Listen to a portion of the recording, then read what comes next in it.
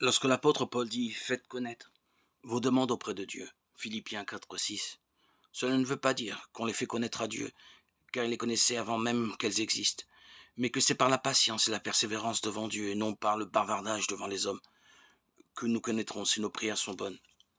Il n'est donc pas défendu et inutile de prier longtemps lorsque c'est possible, c'est-à-dire lorsque cela n'empêche pas d'autres occupations bonnes et nécessaires. D'ailleurs, en accomplissant celle-ci, on doit toujours prier par le désir. Car si l'on prie longtemps, ce n'est pas, comme certains le pensent, une prière de rabâchage. Matthieu 6, 7.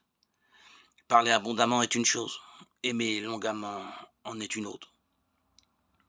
Car il est écrit que le Seigneur lui-même passa la nuit en prière, et qu'il priait avec plus d'insistance. Luc 22, 40 et 44. N'a-t-il pas voulu nous donner l'exemple en priant pour nous dans le temps, lui qui avec son Père exauce nos prières dans l'éternité?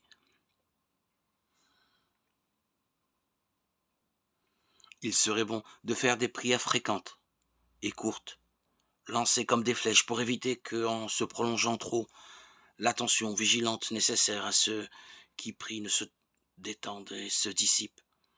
La prière ne doit pas comporter beaucoup de paroles, mais beaucoup de supplications. Ainsi, elle peut se prolonger dans une attention fervente.